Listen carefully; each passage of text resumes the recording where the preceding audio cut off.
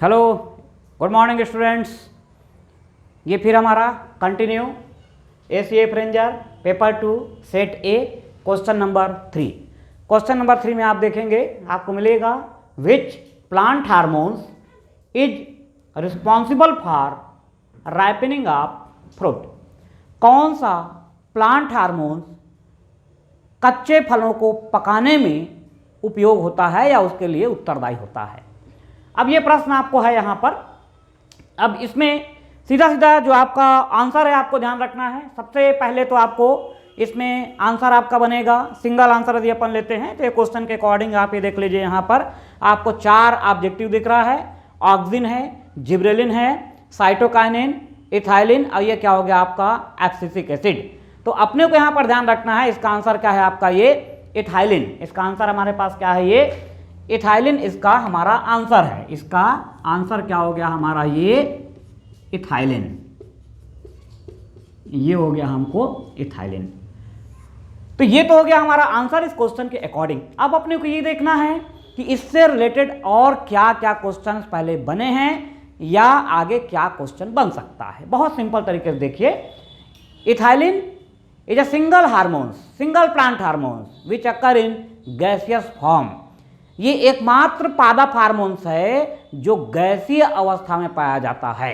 अपन जो plant hormones पढ़ते हैं, 5 टाइप्स ऑफ प्लांट हार्मोन पढ़ते हैं, auxin, cytokinin, gibberellin, abscisic acid और इथाइलिन। तो ये वो 5 जो प्लांट हार्मोन्स हैं उसमें एकमात्र हार्मोन्स है जो कि गैसीय अवस्था में पाया जाता है और इसका उपयोग किया जाता है कहाँ पर, आपका कच्चे फलों को पकाने में इसका उपयोग किया जाता है। अब इसमें कुछ और जो पॉइंट अपने को बन रहे हैं उसको अपन यहाँ पर देख लेते हैं, क्या क्या क्वेश्चन से और रिलेटेड हो सकता है। अब हम जीके के क्वेश्चन में आते हैं, जो कि इंडिया के सारे एग्जाम में बार एग्जाम में क्वेश्चन आता है। क्वेश्चन क्या रहता है, निम्नलिखित में से कौन सी गैस कच्चे फलों को पकाने में उपयोग होती है। ध्यान देना, यदि आप जीके का पेपर बना रहे हैं तो वहां पे इसका बेस्ट जो आंसर आप देंगे वो आंसर आपको क्या देना है, एसिटाइलिन।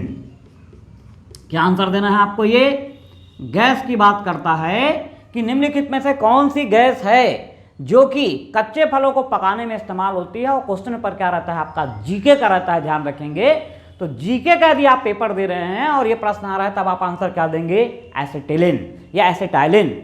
आपको इथाइलिन उसी केस में आंसर देना है जब क्वेश्चन में लिखा हुआ है प्लांट हार्मोन्स, प्लांट हार्मोन्स लिखा हुआ है क्वेश्चन में, या फिर आप कोई ऐसा एग्जाम दे रहे हैं जिसका बेस एग्रीकल्चर या बायोलॉजी पर आधारित है, तो वहां पर आपको आंसर क्या देना है, इथाइलिन। ठीक है, लेकिन जीके का क्वेश्चन यदि आप बना रहे हैं और गैस बोल रहा है तो वहां पे आप आंसर क्या देंगे, एसिटाइलिन आंसर देंगे। ये आपको ध्यान रखना है, बहुत पॉपुलर क्वेश्चन है ये। चलिए, इसके बाद इसी में एक और क्वेश्चन बन जाता है आपका कि यदि बोल रहा है कि कच्चे फलों को पकाने के लिए निम्नलिखित में से किसका उपयोग किया जाता है, तो यदि आपको ऑप्शन में एसिटाइलिन नहीं दिया हुआ है तो उस केस में ऑप्शन में आपका कार्बामेट भी दिया हो सकता है। कार्बामेट या कार्बाइड, ये जीके में अपन पढ़ते हैं कि कच्चे फलों को पकाने के लिए एसिटिलीन, कार्बामेट, कार्बाइड ये शब्द का इस्तेमाल किया जाता है। तो ये जीके के रेफरेंस में हो गया। लेकिन अभी जो हमारे पास यहाँ पर क्वेश्चंस के अकॉर्डिंग था, बायोलॉजी का पेपर अपन सॉल्व कर रहे हैं ACF का, उसमें हमारा आंसर क्या बना है, प्लांट हार्मोन्स की बात किया है। तो प्लांट हार्मोन्स क्या है हमारा, इथाइलिन। और इथाइलिन एकमात्र हार्मोन्स है जो कि गैसीय अवस्था में पाया जाता है, ये आपको ध्यान रखना है। ठीक है, अब इसी में एक और क्वेश्चन बनता है इथाइलिन की। यदि अपन बात करते हैं इथाइलिन की, अपन बात करते हैं, एक ये क्वेश्चन आता है आपका पाइन एप्पल। ये पाइन एप्पल की बात करते हैं, इथाइलिन का ही रोल है यहां पर, इसमें बता रहा हूं। इसका क्वेश्चन ये रहता है कि कौन सा प्लांट हार्मोन्स है जो कि पाइन एप्पल में फ्लावरिंग को प्रमोट करता है। दूसरा इसी का क्वेश्चन, ये क्वेश्चन हो गया आपका, which plant hormones, which plant hormones promote flowering, which plant hormones promote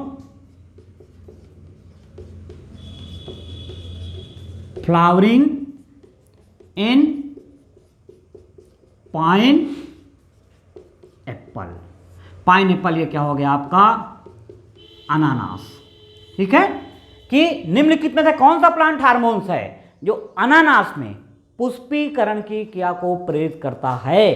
तब भी आपको आंसर क्या देना है, वहां पर ध्यान रखना है। बेस्ट आंसर आपका क्या होगा, यहां पर भी आपका इथाइलिन। बेस्ट आंसर यहां पर क्या होगा, आपका इथाइलिन होगा। ये अपने को ध्यान रखना है कि पाइनएप्पल में फ्लावरिंग किसके द्वारा प्रेरित की जाती है, आंसर आप क्या देंगे, इथाइलिन। अब अपने को ये देखना है कि कई बार क्वेश्चन तो हमारा यही रहता है, लेकिन ऑप्शन में इथाइलिन नहीं दिया हुआ है। यदि ऑप्शन में इथाइलिन दिया हुआ है तब तो बेस्ट आंसर है, लेकिन ऑप्शन में यदि इथाइलिन नहीं दिया हुआ है तो उस केस में अपन आंसर क्या ले सकते हैं, यहां पर ऑक्सीजन को अपन यहां पर आंसर ले सकते हैं। यहां पर क्वेश्चन यही है आपका, लेकिन ऑप्शन में इथाइलिन नहीं दिया हुआ है, तब अपन आंसर क्या लेंगे, तब अपन आंसर क्या यहां पर ऑक्सीजन को भी ले सकते हैं। कॉन्सेप्ट ये है, ध्यान देना, जब हम ऑक्सीजन हार्मोन्स के बारे में पढ़ते हैं तो ऑक्सीजन हार्मोन का कॉन्सेप्ट अपने को मिलता है, normally oxygen inhibit the flowering.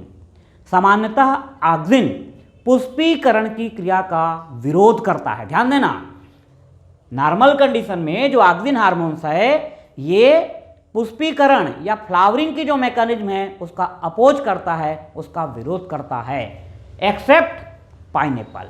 इसका अपवाद है पाइनएप्पल। एक्सेप्शन क्या है इसका, पाइनएप्पल। बोलने का मतलब क्या है कि ऑक्सीजन हार्मोन पाइनएप्पल में फ्लावरिंग या पुष्पीकरण की क्रिया को प्रेरित करता है। अब ये कैसे प्रेरित करता है, इसी को अपने को समझना है। The high concentration of oxygen stimulate the synthesis of ethylene. Oxygen की उच्च सांद्रता इथाइलिन हार्मोन्स के संश्लेषण को प्रेरित करती है और इस इथाइलिन के द्वारा फिर पाइनएप्पल में फ्लावरिंग या पुष्पीकरण की क्रिया को प्रेरित किया जाता है। ये है इसका कॉन्सेप्ट, आप ध्यान रखेंगे। आयतन में नॉर्मल केस में ऑक्सीजन हार्मोन्स पुष्पीकरण की क्रिया का विरोध करता है। एक्सेप्शन या अपवाद क्या है, पाइनएप्पल। पाइनएप्पल में फ्लावरिंग को कौन प्रमोट कर रहा है, ऑक्सीजन कर रहा है।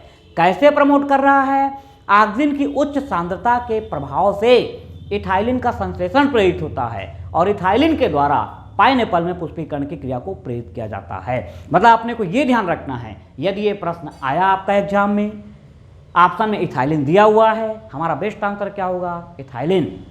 और यदि ऑप्शन में इथाइलिन नहीं दिया हुआ है तब हमारा आंसर क्या होगा, ऑक्सीजन होगा। ये अपने को यहाँ पर ध्यान रखना है, क्योंकि इथाइलिन का जो संश्लेषण है वो ऑक्सीजन के प्रभाव से ही प्रेरित हो रहा है।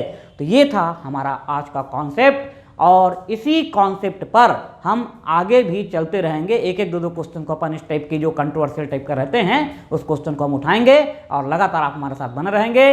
मिलते हैं नेक्स्ट वीडियो में।